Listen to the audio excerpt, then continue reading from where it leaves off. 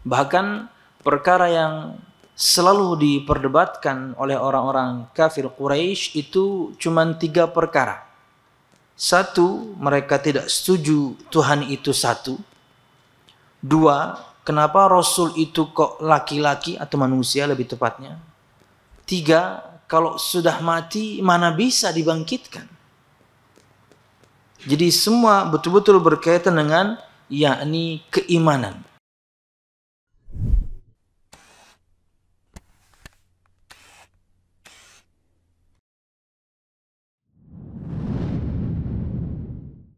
Assalamualaikum warahmatullahi wabarakatuh. Innal hamdalillah nahmaduhu wa nasta'inuhu wa nastaghfiruh wa na'udzu billahi min shururi anfusina wa min sayyiati a'malina. May yahdihillahu fala mudilla lahu wa may yudlil fala hadiya lahu. Ashhadu an la ilaha illallah wahdahu la syarika lahu wa ashhadu anna Muhammadan abduhu wa rasuluh. Qala Allah Ta'ala fil Qur'anil Karim, a'udzu billahi minasy syaithanir rajim. Ya ayyuhalladzina amanu taqullaha haqqa tuqatih wa la tamutunna illa wa antum muslimun. Ya ayyuhan nasu taqu rabbakumul ladzi khalaqakum min nafsin wahidah wa khalaqa minha zawjaha وبث منهما رجالا كثيرا ونساء واتقوا الله الذي تساءلون به والأرحام إن الله كان عليكم رقيبا يا أيها الذين آمنوا اتقوا الله وقولوا قولا سديدا يصلح لكم أعمالكم ويغفر لكم ذنوبكم ومن يطع الله ورسوله فقد فاز فوزا عظيما فإن أصدق الحديث كتاب الله وخير الهدي هدي محمد صلى الله عليه وسلم وشر الأمور محدثاتها فإن كل محدثة بدعة وكل بدعة ضلالة وكل ضلالة في النار أما بعد. Hadirin dan hadirat Bapak Ibu jamaah sekalian rahimakumullah. Alhamdulillah, segala puji dan syukur marilah kita haturkan kepada Allah Subhanahu wa ta'ala. Kemudian salawat serta salam semoga selalu tercurah kepada junjungan besar Nabi kita Muhammad sallallahu alaihi wasallam, juga beserta para sahabatnya, keluarganya dan segenap kaum muslimin yang selalu istiqamah berpegang teguh dengan Islam sampai hari kiamat kelak. Hadirin dan hadirat Bapak Ibu jamaah sekalian rahimakumullah, melanjutkan bahasan kita pada tafsir Ibnu Katsir dan masih pada ayat pilihan surah Al-Ghasyiyah ayat 21 sampai 26. Allah Subhanahu wa taala berfirman, "Fadzakir innama anta mudzakir lasta 'alaihim bimusaitir illa man tawalla wa kafar." فَيُعَذِّبُهُ اللَّهُ الْعَذَابَ الْأَكْبَرَ إِنَّ إِلَيْنَا إِيَابَهُمْ ثُمَّ إِنَّ عَلَيْنَا حِسَابَهُمْ. Yang artinya adalah, maka berilah peringatan karena sesungguhnya kamu hanyalah orang yang memberi peringatan. Kamu bukanlah orang yang berkuasa atas mereka, tetapi orang yang berpaling dan kafir, maka Allah akan mengazab dengan azab yang besar. Sesungguhnya kepada kamilah kembali mereka, kemudian sesungguhnya kewajiban kamilah menghisap mereka. Jamaah sekalian rahimakumullah, 3 yakni ayat dari total 6 yang kita bahas ini sudah kita sebutkan pada pertemuan yang lalu tafsirnya. Ulun ingin rekap sedikit dengan cepat. Berkata Al-Imam Ibnu Katsir rahimahullah ta'ala, "Fadzakir innama anta mudzakir lasta 'alaihim bimusaitir." Maka berikanlah peringatan karena sesungguhnya kamu hanyalah orang yang memberi peringatan. Berkata Al-Imam Ibnu Katsir, "Fadzakir ya Muhammad an-nasa bima ursilta bihi ilaihim. Fa innama 'alaikal balagh wa 'alainal hisab."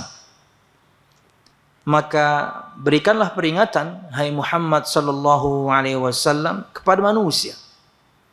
Peringatan tentang apa? Tentang yang engkau diutus kepadanya, kepada mereka. Artinya tentang Al-Quranul Karim dan juga hadis Nabi Muhammad sallallahu alaihi wasallam. Walaupun yakni di fase Mekkah, yakni fokus dakwah beliau sallallahu alaihi wasallam berkaitan dengan tauhid. Bahkan perkara yang selalu diperdebatkan oleh orang-orang kafir Quraisy itu cuma 3 perkara. 1, mereka tidak setuju Tuhan itu satu. 2, kenapa Rasul itu kok laki-laki atau manusia lebih tepatnya. 3, kalau sudah mati mana bisa dibangkitkan. Jadi semua betul-betul berkaitan dengan yakni keimanan. Nabi Muhammad belum bahas yang lain-lain. Makanya kalau kita ikuti bersama kajian Al-Ustadz Al-Fadhil Rizal Yuliar waktu itu di masjid ini, yakni perkataan Nabi Muhammad SAW kepada Aisyah, yakni andai saja perintah pertama atau larangan pertama dari Allah Subhanahu wa taala kepada mereka kala itu adalah untuk meninggalkan khamr, niscaya mereka tidak akan meninggalkannya. Untuk meninggalkan zina, niscaya mereka tidak akan meninggalkannya. Karena 2 perkara tersebut mereka sudah terbiasa dengannya. Bahkan untuk khamr saja, yakni Allah Subhanahu wa taala menurunkan ayat larangannya itu bertahap. Pertama ayat tentang bahwasanya khamr itu juga ada manfaatnya, tapi madaratnya lebih besar. Hingga kemudian sebagian orang sudah mulai mengurangi. Kemudian ayat yang berikutnya berkaitan dengan larangan mendekati salat dan kemudian mereka dalam keadaan mabuk. Walaupun kita tahu perintah salat tentunya masih lama. Salat betul-betul bermakna berdoa. Di masa itu tentunya bukan atau belum diwajibkan kepada mereka salat. Tapi akhirnya kemudian seorang yakni mengurangi lagi waktu minumnya. Dan yang terakhir baru larangan dari Allah Subhanahu wa taala menerangkan tentang bahwasanya khamr yakni adalah najis perbuatan syaitan. Wallahu a'lam bishawab. Disebutkan di kitab Al-Usul Ats-Tsalatsah bahwasanya kurang lebih 3 bulan sebelum Nabi Muhammad SAW hijrah ke Madinah bersama kaum muslimin, kala itu yakni sudah ada muqaddimah tentang perkara salat. Hingga kemudian mantap ketika sampai ke Madinah disebutkan. Wallahu a'lam bishawab. Nah, untuk perkara-perkara tersebut itu nanti Nabi Muhammad betul-betul pertama dakwahnya tentang Tuhan itu satu, Tuhan itu esa. Jadi 3 perkara ini saja yang diperdebatkan kali itu oleh orang-orang kafir Quraisy. Mereka tidak setuju Tuhan itu satu. 2, kenapa Rasul itu kok manusia bukan malaikat? Sudah gitu selain manusia anak yatim lagi kayak kamu. Bukan kemudian yakni seorang yang populer kah, seorang raja kah misalnya. Ya intinya ingin menolak Nabi Muhammad tapi kemudian dengan alasan yang dibikin-bikin. Di antaranya dengan keyatiman Nabi kita Muhammad sallallahu alaihi wasallam. Dan yang ketiga, kalau sudah meninggal, karena Nabi Muhammad SAW bahkan di antara seruan beliau pertama kali itu tentang api neraka, tentang neraka. Artinya bagaimana mungkin seorang itu sudah meninggal dan sudah yakni bersatu dengan tanah disebutkan, sudah jadi tulang belulang, bisa dikembalikan lagi. Mati ya mati, selesai. Nah, jamaah sekalian rahimakumullah, Allah menyebutkan di sini, fadzakir innama anta mudzakir. Maka berikanlah peringatan, sesungguhnya kamu hai Muhammad hanyalah orang yang memberikan peringatan. Kata Imam Ibnu Katsir, berikanlah peringatan hai Muhammad kepada manusia tentang yang kamu diutus dengannya. Ya ini wahyu Allah Subhanahu wa taala walaupun dengan tahapan-tahapan. Fa innama 'alaikal balagh wa 'alainal hisab. Karena sesungguhnya atasmu, tugasmu hanya menyampaikan. Dan tugas kamilah yang menghitung nanti siapa di antara mereka yang taat, siapa yang tidak. Lasta alaihim bimusaitir, kamu bukanlah orang yang berkuasa atas mereka. Berkata Imam Ibnu Abbas dari kalangan para sahabat pasti, dan juga Mujahid ahli tafsir dari kalangan tabi'in, wa ghairihima, dan selain keduanya, lasta alaihim bijabbar. Semakna tentunya engkau tidak bisa memaksa mereka. Engkau menyampaikan firman Allah, menyampaikan sabdamu, engkau tidak bisa memaksakan faham itu. Bahkan Islam juga secara menyeluruh, tidak ada paksaan untuk memeluk agama Islam. La ikraha fid din. Tugas kita semuanya, setelah Nabi kita Muhammad SAW, ada di pundak kita semuanya pastinya dengan lingkup dakwah yang berbeda, adalah hanya menyampaikan, bukan memaksa. Kita tidak punya kuasa untuk memaksa. Hingga kemudian seorang itu mau mendengarkan yang kita sampaikan.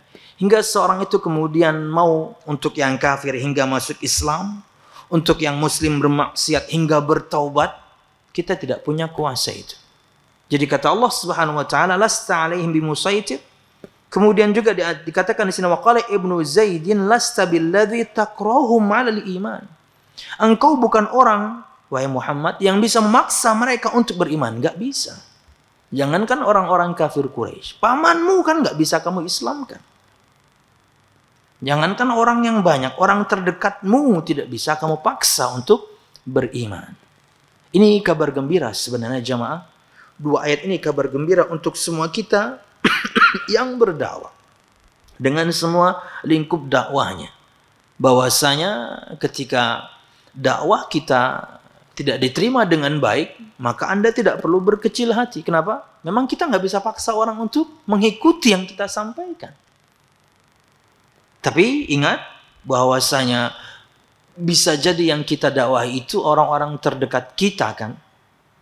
Maka mungkin di momen yang lain kita coba lagi, di momen yang lain kita coba lagi. Tapi sekali saja Anda sudah menyampaikan sebenarnya, dan orang yang Anda sampaikan kepadanya dakwah tersebut faham, Anda sudah menyampaikan dengan kelembutan, dengan ilmu, dengan kelembutan, waktunya tepat, diksi yang Anda pakai juga tepatlah sudah, mengikuti kaidah bagaimana cara berdakwah. Tapi orang tersebut tetap kemudian menolak. Selama dia faham yang kita sampaikan, maka tugas kita sudah selesai. Cuman kan sangat mungkin orang ini orang tua kita, orang ini paman dan bibi kita, orang ini mungkin orang yang kita semasa kecil sampai remaja bersama dia. Kita ingin juga dia mendapatkan nikmat yang kita dapatkan. Tapi kita tidak bisa memaksa. Sudah, sampaikan saja dan selesai. Berkata Al-Imam Syekh Al-Albani rahimahullah ta'ala, kulil haqq wamshi. Katakanlah kebenaran dan berlalulah. Sampaikan saja. Karena tugas kita hanya menyampaikan, tugas kita hanya mengingatkan, bukan merubah orang. Kita tidak punya kuasa itu, jangankan kita. Nabi Muhammad saja tidak memiliki kuasa itu, apalagi kita. Dan ini terjadi kepada nabi-nabi sebelumnya tentunya. Nabi Ibrahim tidak bisa tentunya memaksa ayahnya beriman. Nabi Nuh tidak bisa memaksa atau tidak punya kuasa untuk agar istrinya dan juga anaknya beriman. Begitu pula Nabi kita Muhammad SAW tidak memiliki kuasa hingga pamannya beriman. Paman yang sangat beliau cintai, yang mengasuh beliau sejak kecil. Sepeninggal beliau terlahir, bapaknya sudah tentunya, bahkan beliau ketika dalam rahim ibunya, bapaknya sudah tidak ada. Ketika terlahir, kemudian diasuh oleh ibunya, ibunya meninggal, diasuh oleh kakeknya, kakeknya meninggal, diasuh oleh pamannya Abu Thalib. Hingga kemudian pamannya juga sampai menikahkan Nabi Muhammad SAW. Nabi Muhammad sangat cinta kepada pamannya. Tapi ya itu, Allah Subhanahu wa taala berfirman, innaka la tahdi man ahbabta. Sesungguhnya engkau, hai Muhammad, tidak bisa berikan hidayah. Hidayah dalam artian taufik. Hingga kemudian hati orang itu lunak untuk menerima yang kita sampaikan, yang Nabi Muhammad sampaikan. Karena itu hak Allah Subhanahu, hanya Allah yang bisa. Makanya disebutkan Nabi Muhammad sering sekali berdoa, ya muqallibal qulub tsabbit qalbi ala dinik. Disebutkan di riwayat yang lain, ya musarrifal qulub sarrif qalbi ala ta'atik, atau kama qala sallallahu alaihi wasallam. Ya Allah yang maha membolak-balikkan hati, tetapkan, mantapkan, teguhkan aku selalu berada di atas agamamu. Kemudian seorang sahabat mengatakan, wahai Rasulullah, apakah engkau meragukan iman kami? Hingga engkau selalu berdoa kok seperti itu. Kami beriman kepada Allah, kami beriman kepadamu. Apa jawab Nabi Muhammad? Inna quluba bani Adam baina isbi'aini min asabi'ir rahman yuqallibuha kaifa sya.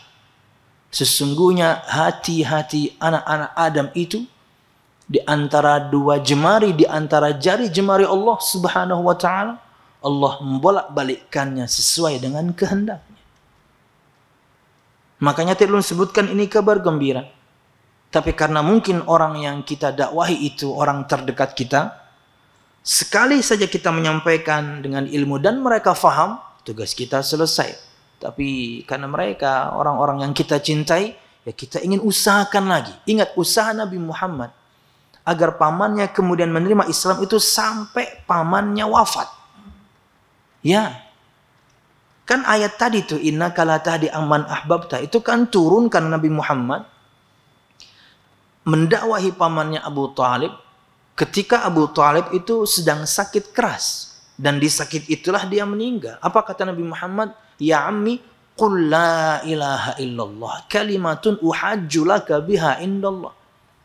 Dua bentuk bacaan, kalimatan uhajju laka biha indallah.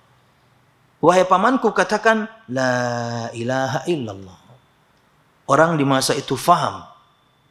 Yani kalimat tauhid ini ketika diucapkan berarti beriman kepada Allah dan Muhammad Rasulullah sallallahu alaihi wasallam. Mereka sangat faham kalimat tersebut. Satu kalimat yang aku akan jadikan hujjah di depan Allah Subhanahu wa taala bahwasanya engkau sudah menerima dakwah Islam.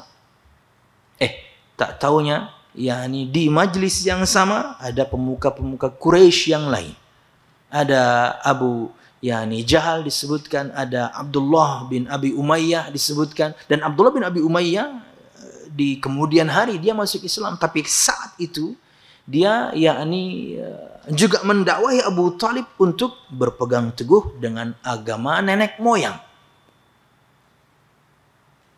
Tapi dakwahnya itu dengan nada bertanya, atarghabu an millati Abdul Muttalib, apakah kamu sudah tidak cinta, sudah tidak suka dengan sekte atau agamanya Abdul Muttalib? Maksudnya agama kita ini, penyembahan terhadap berhala. Nabi Muhammad ulang lagi dakwahnya, seruannya, panggilannya, mereka juga ulang lagi, terus beradu. Dan dia meninggal dan tidak beriman pada Nabi Muhammad sallallahu alaihi wasallam. Apakah Nabi Muhammad kemudian putus asa? Belum. Apa kata beliau? La astaghfiranna laka ma lam unha anka. Sungguh betul-betul aku akan mohonkan ampunan kepada Allah, hai pamanku, untukmu selama aku tidak dilarang. Beliau berikan embel-embel tersebut karena beliau pernah melakukannya untuk ibunya dan beliau ditegur dan dilarang. Aku memohonkan ampun untuk ibuku dan aku dilarang. Dan aku kemudian meminta izin untuk menziarahi kubur ibuku dan aku diizinkan. Ya, di antara dalil yang memperbolehkan. Kemudian ketika mungkin bagian dari anggota keluarga Anda non-muslim dan Anda kemudian mungkin datang ke kuburan. Karena bisa jadi kemudian dengan sikap Anda seperti itu, orang mungkin akan tergugah. Oh, seperti ini ya Islam ya. Dikirain nggak boleh? Boleh lah. Bahkan disebutkan mencium pun boleh. Tentunya sebelum dikebumikan ya. Karena dia orang tua kita mungkin. Dia ayah kita mungkin. Tapi Allah tidak berikan hidayah kepadanya.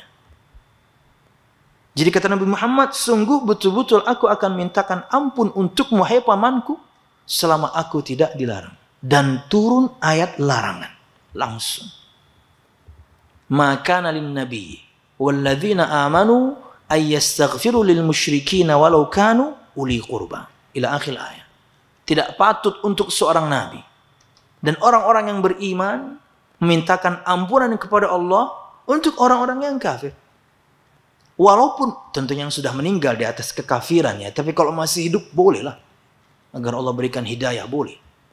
Tapi kalau sudah meninggal di atas kekafirannya, kesyirikannya, maka kata Allah tidak patut.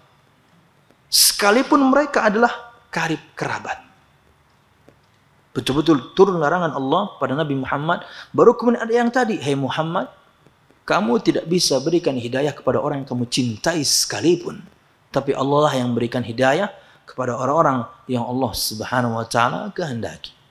Maka jamaah, selain kita mengikuti metode dakwah, berdakwah dengan ilmu, karena ini agama ilmu, agama wahyu. Kemudian berdakwah, kemudian ada skala prioritas misalnya, yang kita dakwakan apa dulu. Mungkin abah kita perokok berat, tapi di saat yang sama dia nggak sholat, ya kita bahas sholatnya lah. Ada skala prioritas. Dan nggak mungkin ketika sholat dia ngerokok kan, mungkin sebelumnya iya.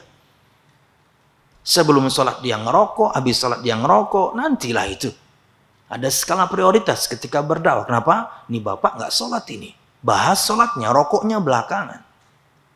Bikin dia cinta kepada Allah dulu. Bikin dia taat kepada Allah dulu dan juga Rasulnya. Orang kalau sudah taat, ketika Anda sebutkan bahasan selanjutnya, insya Allah dia akan taat karena sudah ada basicnya.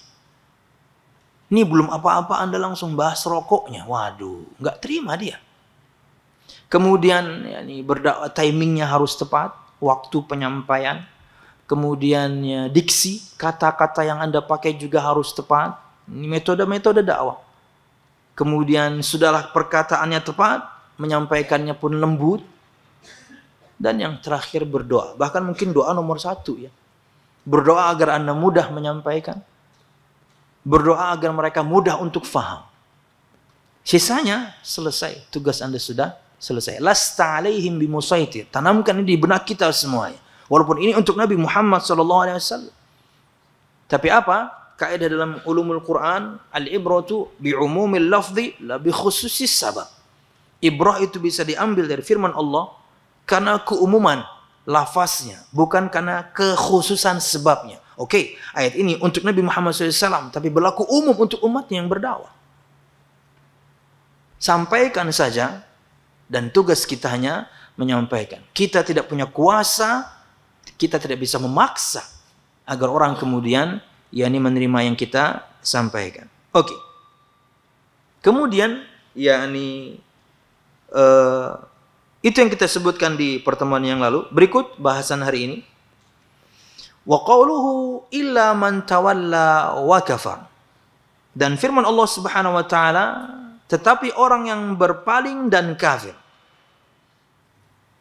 fayu'adzibuhu Allahul 'adzabal akbar, maka Allah akan mengazabnya dengan azab yang besar atau yang paling besar, maksudnya sangat pedih.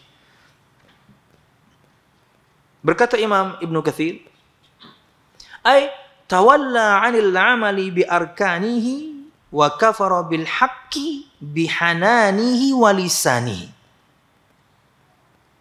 Yaitu dia berpaling dari beramal dengan rukun-rukunnya atau kemudian dengan makna dengan anggota badannya. Ingat jamaah, ini berlaku juga untuk kita kaum muslimin, enggak mesti kemudian untuk orang kafir. Sudah sampai kepada kita firman Allah, sudah sampai kepada kita sabda Nabi Muhammad tentang satu perintah, tapi perintah ini terkadang tidak sesuai dengan yang kita inginkan. Biasa diistilahkan dengan tidak sesuai dengan hawa nafsu. Karena mungkin perkara tersebut masih kita lakukan. Satu perintah yang harusnya kita lakukan tapi kita yakni tidak lakukan, atau ada satu larangan yang biasa kita lakukan, susah untuk meninggalkan. Jadi beragamanya masih pakai rasa. Dan itu pasti ada pada diri kita jamaah. Banyak hal yang belum sempurna dalam ketaatan kita kepada Allah Subhanahu wa ta'ala. Tapi ini menjadi pengingat untuk kita semuanya. Banyak minta ampun kepada Allah, banyak istighfar kepada Allah Subhanahu wa ta'ala. Karena mungkin kita belum mampu melakukan A, belum mampu meninggalkan B. Di kajian Talbis Iblis sering ulun menyampaikan nasihat yang sering disampaikan oleh Ustaz Al-Fadhil Firanda berkaitan dengan kesepakatan para ulama tentang haramnya musik. Imani, yakini Berkaitan dengan kita masih mendengarkannya, susah untuk meninggalkannya, banyak bertaubat kata beliau. Tapi jangan cari-cari cara agar kemudian itu halal. Banyak minta ampun kata beliau, banyak bertobat kepada Allah. Ada yang sengaja, banyak yang tidak sengaja. Ya, banyak yang tidak sengaja jamaah. Lagi makan di warung ada pengamen, bagus lagi lagunya. Suaranya bagus, terkadang dia main solonya juga, bukan cuma gonjreng-gonjreng, ada solo gitarnya juga. Iwan Fals kah, Ebit GAD kah, emak. Lawasnya kita menanti makanan datang, kada apa-apa, yaudah sealbum tuntungakan, 12 lagu, kan belum bisa jamaah, tapi itu kan tidak kita kehendaki. Atau qadarullah misalnya betul-betul, yakni mungkin kita sudah tidak mendownload, di zaman berikutnya mungkin nggak beli CD, zaman sebelumnya lagi mungkin udah nggak beli kaset misalnya. Tapi yang ada di kepala ini, kita pernah menghafal lagu tertentu, kita bahkan mungkin bisa memainkan alat musik, bahkan kita bisa baca not balok. Susahnya meninggalkan perkara yang demikian. Tapi kita tahu hukumnya. Ulun tidak bahas nyanyian, ulun bahas musiknya. Karena kalau nyanyian makruh, tapi kita lebih baik untuk meninggalkannya dan berpahala ketika meninggalkan perkara yang makruh. Karena mau tidak mau tentunya orang di banyak pesantren juga ketika menghafalkan syair tertentu atau menghafalkan syair tertentu yang mungkin berkaitan dengan ilmu tertentu, terkadang ada nadanya seperti bernyanyi. Apakah kemudian langsung kita haramkan juga? No. Makanya perkataan para ulama tentang hal tersebut berbeda-beda. Tapi perkataan ulama Syafi'iyah keras sekali. Yang kita yakini kita bagian dari atau pengikut Imam Syafi'i. Padahal mazhab Syafi'i lah yang paling keras tentang nyanyian. Apalagi musik. Kata beliau, sudah. Banyak minta ampun, banyak bertaubat. Kenapa? Belum sempurna iman kita. Cuman jangan cari-cari cara agar supaya ini halal. Pakai hadis yang sahih. Tadi malam kita sebutkan syubhat salah satu di antaranya. Ya, padahal diputar balikan sesuai dengan pemahaman mereka. Para sahabat enggak seperti itu pahamnya waktu itu. Hadis Aisyah yang mendengarkan dua budak wanita yang masih kecil bernyanyi, bahkan mereka menggunakan duf. Kala itu kemudian Abu Bakar sudah mengingkari, tapi Muhammad kemudian membiarkannya karena waktu itu tatanya masanya Aid. Aisyah pun waktu itu masih kecil. Dufnya pun betul-betul memenuhi persyaratan, betul-betul duf, tidak ada kecrekan atau tidak ada tamborinnya. Dan yang melakukannya pun anak kecil, momennya pun hanya hari raya, plus kemudian boleh di pernikahan. Terpenuhi persyaratan waktu itu. Tapi kemudian dilebarkan maknanya, berarti alat musik boleh, berarti mendengarkan nyanyian juga boleh. Itu hadisnya sahih soalnya. Tapi dipahami sesuai dengan yang saya mau, yang kita mau, yang Anda mau. Sudahlah. Jamaah orang kalau pernah sebagian orang memang ditakdirkan dia tidak tahu nada. Bersyukurlah Anda jika tidak tahu nada. Iya. Karena Anda ketika ingin mengulang sebuah nyanyian juga falesnya minta ampun. Akhirnya Anda juga malu sendiri gitu ya. Ini tidak bisa kita pungkiri jamaah. Terkadang kemudian kita humming itu apa ya? Tapi ada nadanya. Sambil nyetir ke apakah? Lagu-lagu yang pernah kita hafal. Nggak tahu kalau piannya. Ulun pribadi pun masih. Kadang-kadang ketukan tertentu tapi ngetuk ke setir mobil.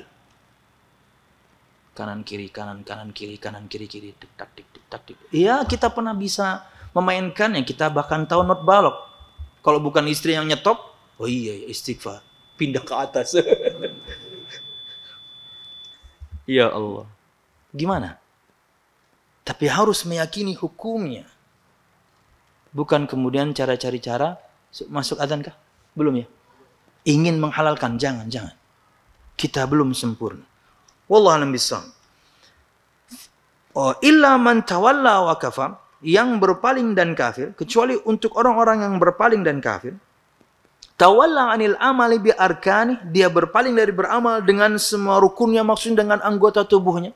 Untuk kasus kita kaum muslimin, enggak salat, ya ibadah berkaitan dengan anggota tubuh, enggak puasa dan lain sebagainya.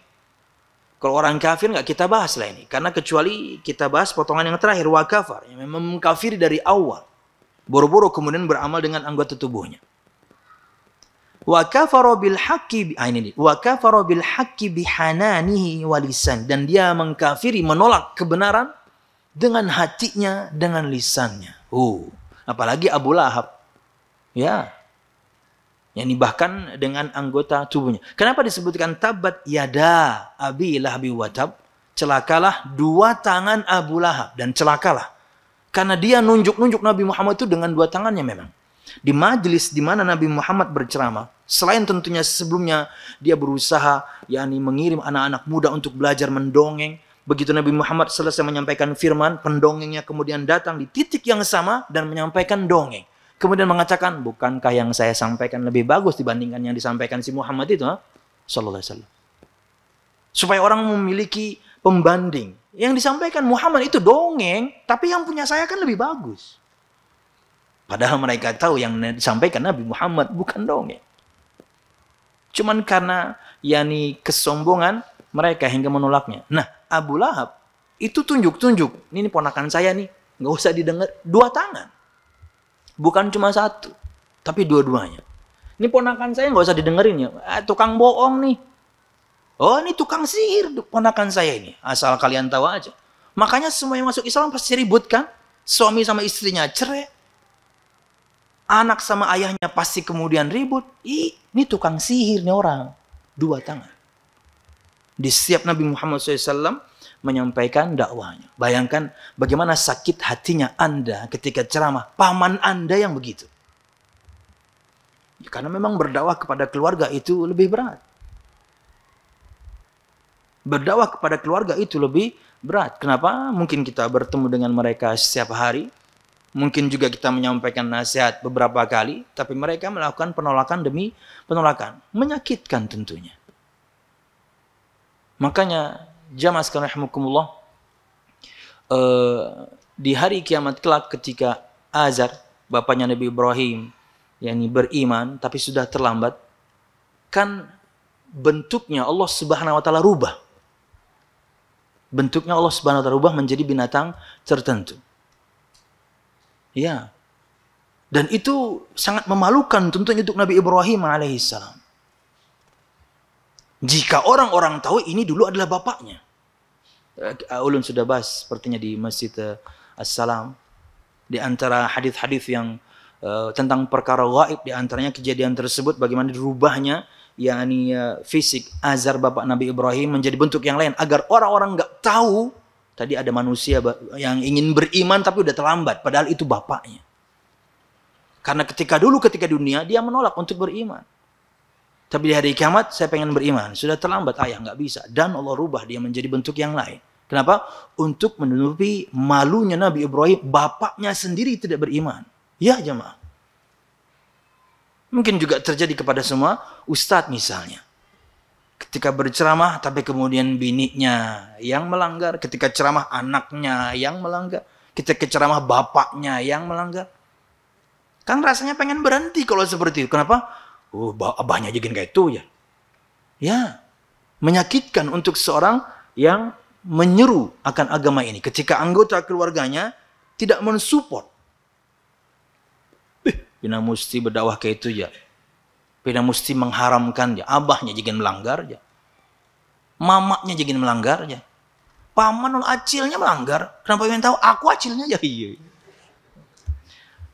Ya Allah, menyakitkan jemaah. Tapi mau bagaimana? Tugas kita hanya menyampaikan. Kita nggak punya kuasa untuk kemudian memaksa mereka. Ayo Cil, pian harus ikut kajian saya. No, nggak bisa. Di grup gitu, grup keluarga gitu. Keluarga Sebertaan malam ini ulun kajian di Al-Faruq lah. Mudahan pian Sebertaan kawah hadir. Kita klik info, klik kanan, info, nggak ada yang baca. Apa nggak menyakitkan tuh? Ini contoh doang, contoh doang. Hei keluarga, barakallahu fikum. Aduh. Tapi alhamdulillah ya istilahnya di banyak momen gitu ya, juga di masjid yang berbeda-beda. Ntar ada ulun misalnya mendengar acil ada yang datang, om ada yang datang, sepupu ada yang datang. Membahagiakan sekali. Kenapa? Mereka keluarga saya. Karena berdakwah kepada keluarga lebih berat dibandingkan kepada yang lebih jauh. Karena mungkin kita selalu bertemu dengan mereka, tapi mereka menolak apa yang kita sampaikan. Tapi kalau kita memiliki prinsip ini, kita tidak akan sakit hati. Ya, karena kita hanya menyampaikan, tugas kita sudah selesai. Makanya jamaah, terkadang kalau misalnya gitu ya, ada di antara anggota keluarga yang berseberangan, tapi di momen tertentu mereka bertanya tentang ilmu, itu bahagianya luar biasa. Lebih bahagia dibandingkan teman yang lain atau orang lain yang bertanya, wah ini paman saya ini. Tapi momennya mungkin nggak tepat gitu ya, kita sedang di luar kah, sedang apa gitu, hadangnya om lah, karena sampai rumah ulun jawab, wah sampai rumah, wih kenapa? Keluarga. Jamaah sekalian rahimakumullah, itulah yang juga dihadapi Nabi Muhammad dan semua kita insya Allah ketika berdakwah ya paling berat kepada keluarga. Wallahu a'lam bishawab. Kemudian Allah berfirman, fa yu'adzibuhu Allahul 'adzabal akbar. Maka Allah Subhanahu wa taala akan mengazabnya dengan azab yang besar. Tentunya untuk orang kafir, kekekalan di hari kiamat. Untuk yang muslim misalnya berpaling dari perintah tertentu, maka ini bahasan tentang apakah dia kesyirikan atau level dosanya di bawah syirik.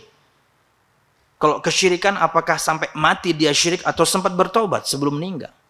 Kalau kemudian dosanya di bawah kesyirikan, apakah sampai mati dia dengan dengan dosa-dosa besar tersebut? Maka ada ketentuan-ketentuan yang lain. Wallahu a'lam bishawab. Allah Subhanahu wa taala Maha Pengampun, tapi ingat Allah juga Maha Adil. Kita bahagia dengan kabar gembira Allah Maha Pengampun, ya, tapi ingat Allah juga Maha Adil. Kita berdosa, ya diberikanlah balasan yang sesuai dengan dosa yang kita lakukan. Maka jangan pernah remehkan dosa sekecil apapun, sama seperti kita tidak meremehkan kebaikan juga sekecil apapun. Ketika seorang meremehkan dosa, mungkin lambat laun akan menggiringnya kepada dosa yang lebih besar. Atau ketika kita meremehkan satu amal, alah apa sih cuma menebar senyum kepada teman. Akhirnya kemudian selalu bertemu teman dengan bermuka masam. Apa sih artinya saya kalau infak cuma 1.000 perak. Akhirnya Anda meninggalkan amal itu karena Anda menganggapnya remeh. Jadi kebalikannya berlaku kebalikannya. Dosa kecil, di mana Anda ketika bahas, wah ini nggak ada ancaman nerakanya nih, ini nggak ada ancaman laknatnya nih, ini juga nggak ada hukuman hadnya nih, ini juga nggak ada, ya ini macam-macam persyaratannya dosa besar tidak ada pada dosa ini. Berarti nggak apa-apa. No. Hingga kemudian nanti Anda lakukan terus, bisa jadi kemudian naik level hingga yang besar pun Anda lakukan dan kemudian hati menghitam. Atau kebalikannya, meremehkan amal yang ringan. Karena bagi Anda mungkin, ini sangat ringan, enggak lah. Paling berapa sih pahalanya? Enggak boleh jemaah. Karena nanti ancamannya Anda akan meninggalkannya. Padahal sangat mungkin pelan-pelan gitu ya. Amal-amal ringan yang Nabi Muhammad terangkan kan, bahkan ada kitabnya, ada buku ulun membahasnya, bahkan di Masjid Imam Syafi'i. Kapan-kapan kita bahas juga di sini. Amal ringan berpahala besar. Banyak luar biasa dari Nabi Muhammad SAW.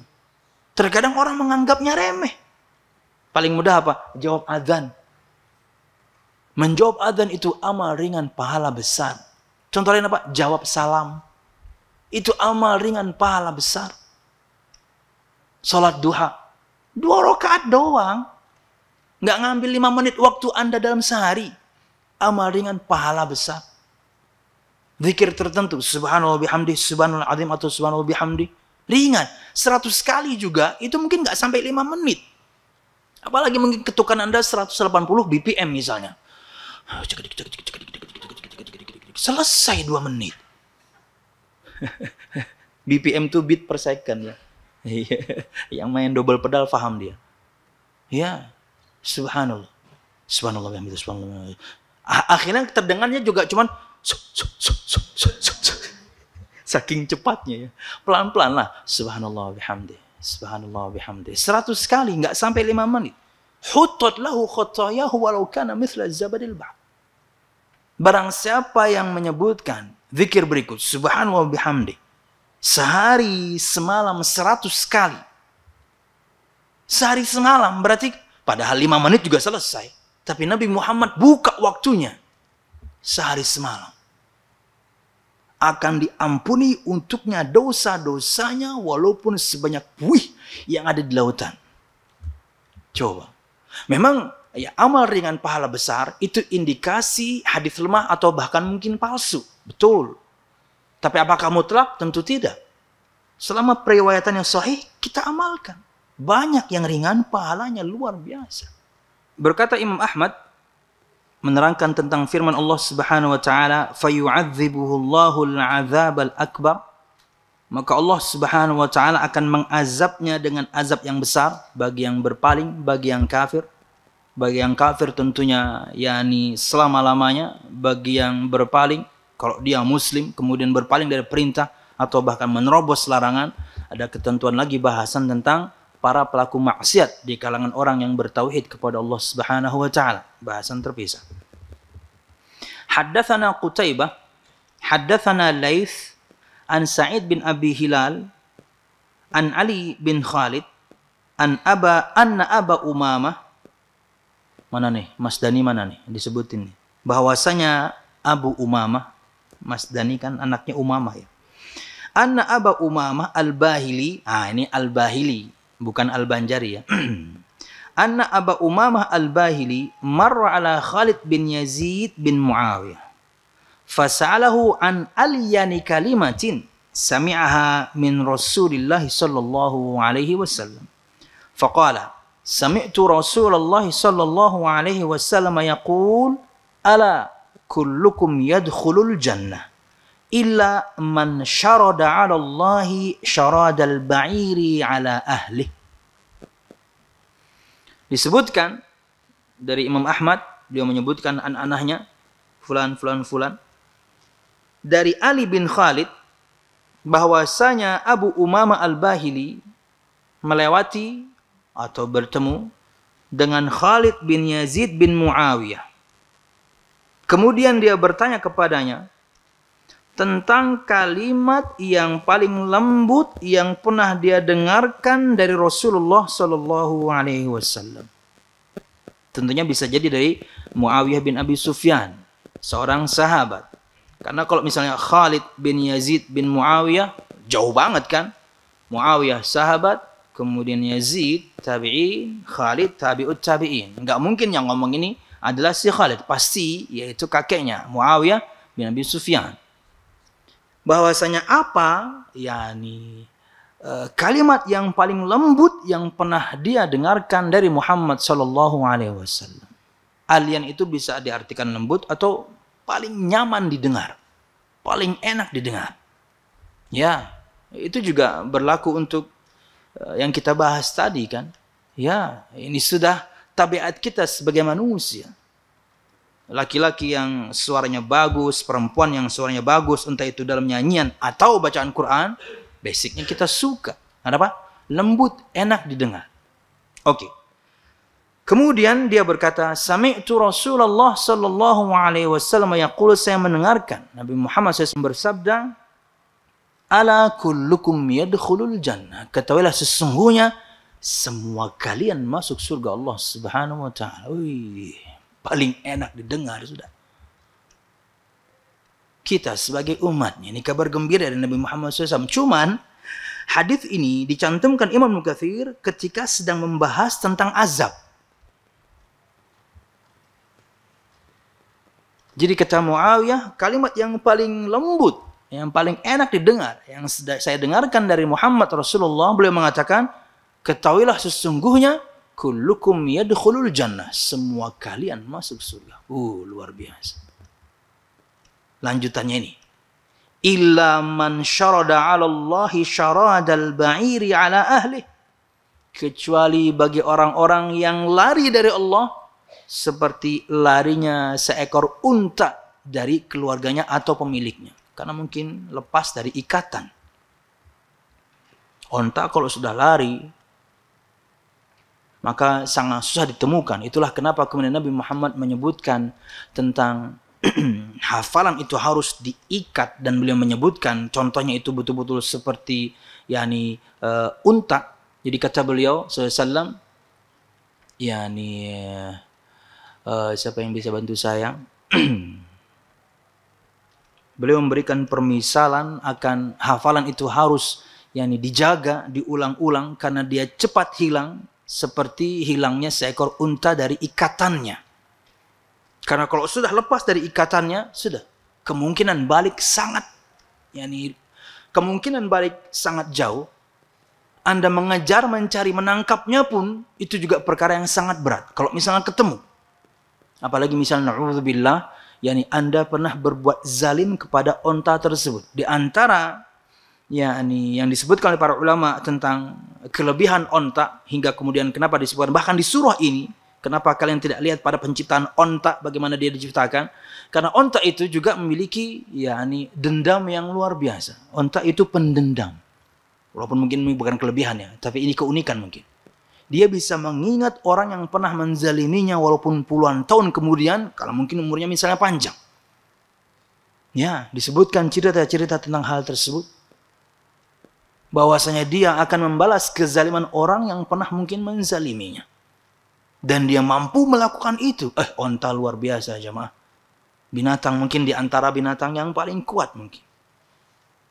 Ulun pernah dengar saja orang ketika di Banjarmasin kejadiannya pastinya, bagaimana orang itu ditendang, kalau nggak salah ditendang oleh sapi, karena mungkin ketika mau menyembelih ketika Idul Kurban, tapi mungkin beliau berdiri posisi yang salah, mungkin juga pegangannya kurang kuat hingga dia bisa nendang, mati. Karena mungkin tendangannya tepat, mungkin di ulu hati atau mungkin jantung, mati jamaah. Itu baru sapi. Gimana kuda? Gimana onta? Ngeri. Apalagi kemudian tendangannya tepat.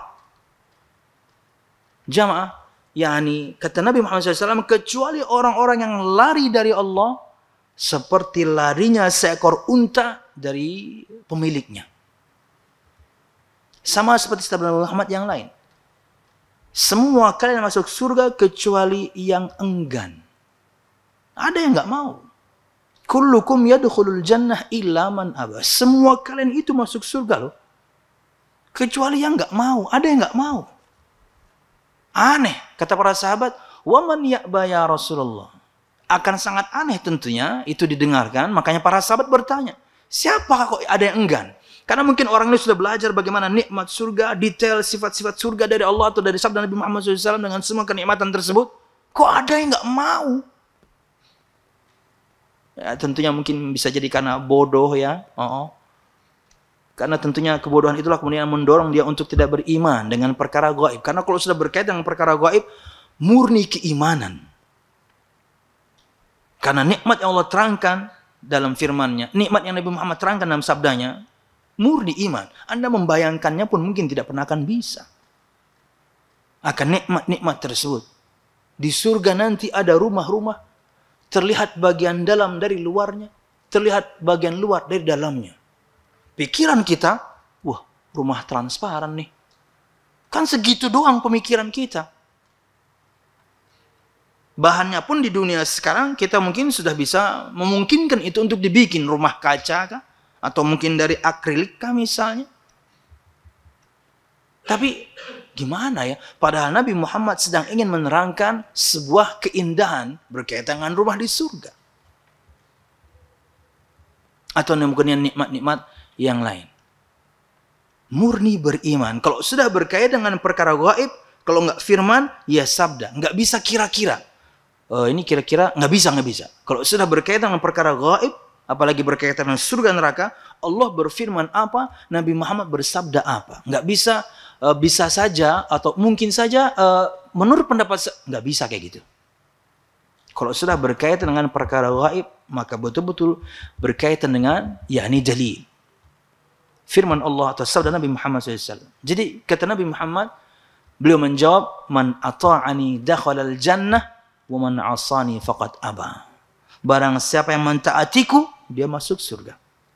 Barang siapa yang bermaksiat kepadaku, dialah orang yang enggan untuk masuk surga Allah Subhanahu wa taala. Dan praktek kita ngikuti Nabi Muhammad tentunya belum sempurna, tapi kita kan usahakan terus agar kemudian yakni amal kita ini sesuai dengan yang Nabi Muhammad SAW yakni perintahkan, contohkan.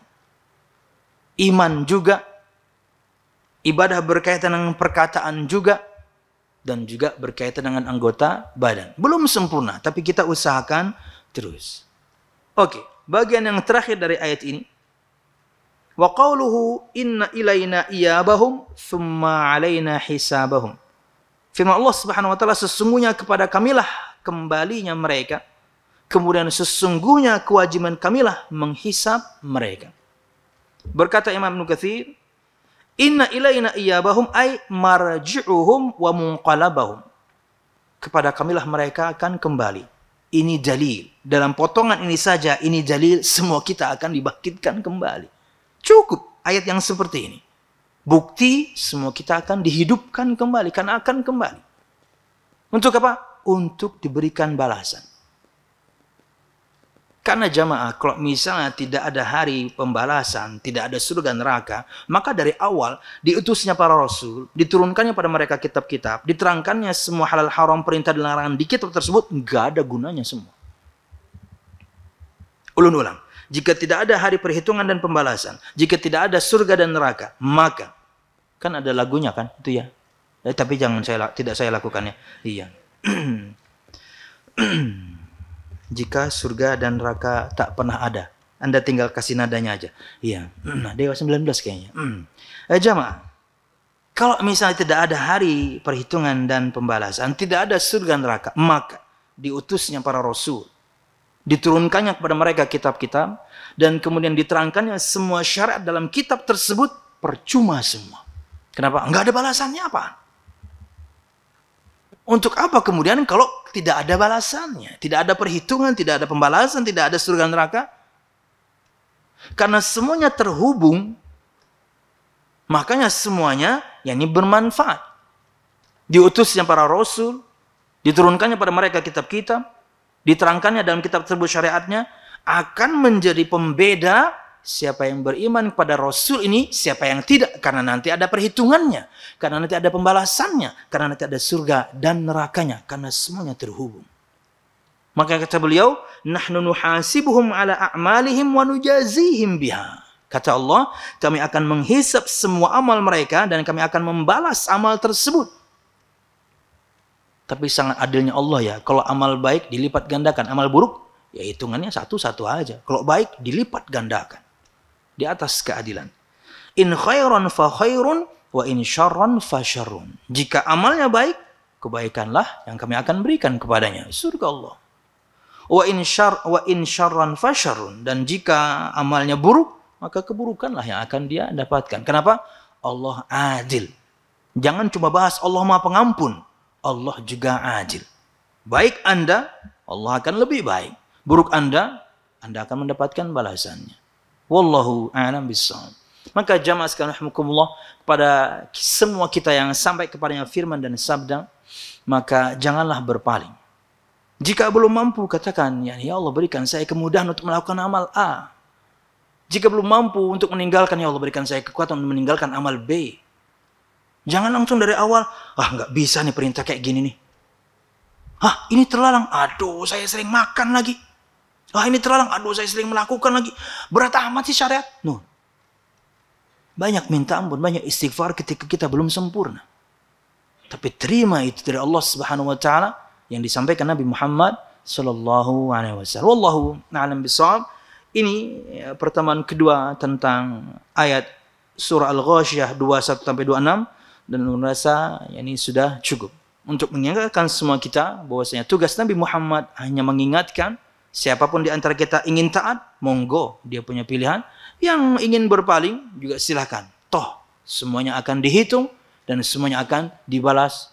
Yang sesuai dengan amalnya masing-masing. Berharap tentunya, semua kita berakhir dengan kebaikan. Semua kita diwafatkan di atas keimanan, di atas ketaatan, manis, indah dan manis layaknya madu. Sebagaimana doa Nabi Muhammad SAW selalu kepada para sahabatnya. Kata beliau, "Assalakumullah." Semoga Allah menjadikan kalian layaknya madu. Kata para sahabat, apa maksudnya wahai Rasul?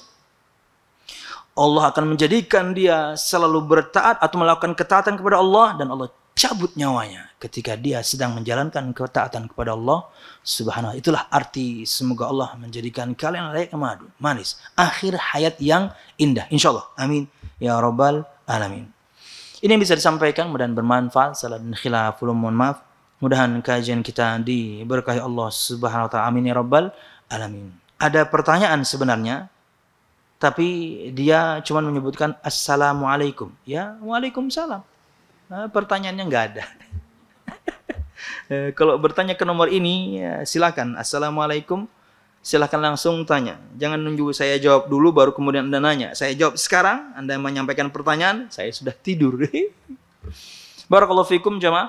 Mudah-mudahan bermanfaat. Kita tutup dengan doa kafaratul majlis. Subhanakallahumma bihamdika asyhadu an la ilaha illa anta astaghfiruka wa atubu ilaik. Wassalamualaikum warahmatullahi wabarakatuh. Terima kasih. Jazakumullah khairan wa barakallahu fikum.